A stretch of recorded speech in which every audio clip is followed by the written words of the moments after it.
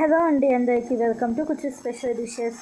ఇంకొక హెల్తీ రెసిపీతో నేను మీ ముందుకు వచ్చాను. అదే అండి, రాగి పిండితో, ఒకటే పిండితో సాఫ్ట్గా ఉండే ఇడ్లీలు, తట్టె ఇడ్లీలు, క్రిస్పీ దోశ 3 ఎలా చేసుకోవాలో చూపిస్తున్నాను. ఇడ్లీలు చాలా సాఫ్ట్గా ఉన్నాయి, అసలు మిస్ కాకండి. ముందుగా ఒక బౌల్లో 1.5 కప్పు దాకా ఆగులు తీసుకుంటున్నాను. ఈ ఆగులు తీసుకున్న తర్వాత ఇప్పుడు అదే కప్పుతో 1/2 కప్పు దాకా బియ్యం తీసుకుంటున్నాను. మీరు కావాలంటే బ్రౌన్ రైస్ కూడా తీసుకోవచ్చు. వీటిని 2-3 సార్లు నీళ్ళతో శుభ్రంగా కడగండి. నీళ్ళతో శుభ్రంగా కడిగి ఆ నీళ్ళు వంపేసుకొని మళ్ళీ మంచి నీళ్ళని పోసుకొని పక్కన పెట్టండి. ఇప్పుడు ఇంకొక గిన్నెని తీసుకొని 1/2 కప్పు దాకా నేను పొట్టు మినపప్పు తీసుకున్నాను. మీరు కావాలంటే మినపగుళ్ళైనా వేసుకొని నీళ్ళు వేసుకొని 1/2 టీ స్పూన్ దాకా మెంతులు వేసుకోండి. మెంతులు వేసుకొని ఈ మినపప్పును అలాగే ఆగులను 6 నుంచి 8 గంటల దాకా నానబెట్టుకోవాలి. 6 నుంచి 8 గంటల పాటు నానబెట్టుకున్న తర్వాత 1/2 కప్పు దాకా అటుకులు తీసుకొని ఈ అటుకులను 2-3 సార్లు నీళ్ళతో శుభ్రంగా కడిగి మళ్ళీ మంచి నీళ్ళు పోసుకొని ఈ అటుకులను 5 నుంచి 10 నిమిషాల దాకా నానబెట్టుకోండి. 5 నిమిషాల పాటు నానబెట్టుకున్న తర్వాత మొదటగా మనం నానబెట్టుకున్న ఆగులు అలాగే బియ్యాన్ని మిక్సీ జార్లోకి వేసుకొని అలాగే నానబెట్టుకున్న అటుకులు కూడా వేసుకొని కావాలంటే ఇంకొంచెం నీళ్ళని వేసుకొని మెత్తని పేస్ట్ లాగా గ్రైండ్ చేసుకోవాలి. ఇలాగా గ్రైండ్ చేసుకున్న ఈ రాగి పిండిని ఒక గిన్నెలోకి వేసుకోండి.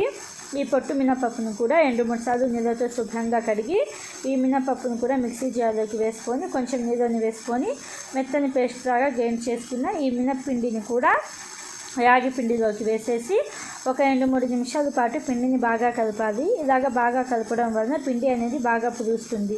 ఇలాగ బాగా కలిపిన తర్వాత పైన మూత పెట్టేసి ఒక 8 గంటల పాటు పక్కన పెట్టేసుకోవాలి. ఫెర్మెంటేషన్ చేసుకోవాలి.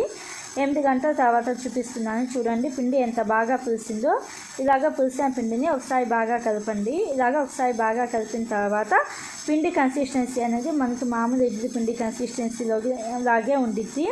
ఇడ్లీ పిండి అయితే రెడీ అయిపోయింది కదా. మీ రుచికి తగినంత ఉప్పు వేసుకొని ఒకసారి బాగా కలుపుకోండి. పిండి కన్సిస్టెన్సీ రెడీ అయిపోయింది, పిండి కూడా రెడీ అయిపోయింది.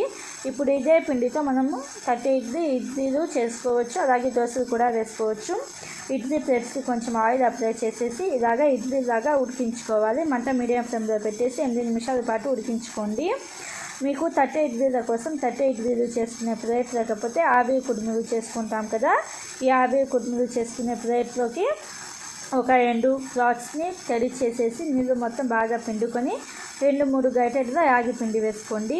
మీ దగ్గర ఇది కూడా లేకపోతే మొత్తం పిండితో ఇడ్లీలు కూడా చేసుకోవచ్చు. ఇడ్లీలు అయితే చాలా సాఫ్ట్గా ఉంటాయి. మీ దగ్గర ఇది లేకపోతే ఇడ్లీలు వేసుకోండి. ఇలాగా 2 ప్లేట్స్లోకి కూడా రాగి పిండి వేసేసి ఎక్స్ట్రా క్లాత్ ఉంటుంది కదా, ఎక్స్ట్రా క్లాత్ అనేది పైన పెట్టేసేయండి. ఇలాగ పైన పెట్టేసి ఈ ప్లేట్స్ని ఆవిరి కుడుములు చేసుకుని బౌల్లోకి వేసేసి పైన మూత పెట్టేసి మీడియం ఫ్లేమ్లో ఒక 8 నుంచి 10 నిమిషాల పాటు ఉడికించుకోవాలి. ఇలాగ 8-10 నిమిషాల పాటు ఉడికించుకున్నాం కదా.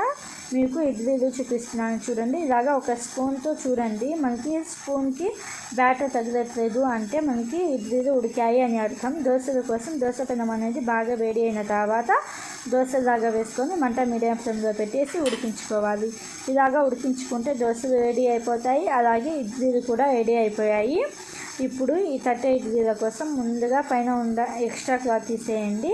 ఎక్స్ట్రా క్లాత్ తీసేసి జస్ట్ చేతితో ఇలాగ రివర్స్ చేయండి. ఇలాగ రివర్స్ చేస్తే మనకి తట్టె ఇడ్లీలు అనేవి వాటంతటా అవే వస్తాయి. అంతే అండి, సింపుల్గా ఈజీగా ఒకటే దోశ పిండితో, ఒకటే ఇడ్లీల పిండితో, ఒకటే రాగి పిండితో మనకి క్రిస్పీ దోశ వచ్చింది, అలాగే సాఫ్ట్ ఇడ్లీ వచ్చింది, తట్టె ఇడ్లీ కూడా వచ్చింది. చిన్న పిల్లలు కూడా చాలా ఇష్టంగా తింటారు, అంత సాఫ్ట్గా ఉంటాయి ఇడ్లీలు. ఒకసారి తప్పకుండా ట్రై చేయండి.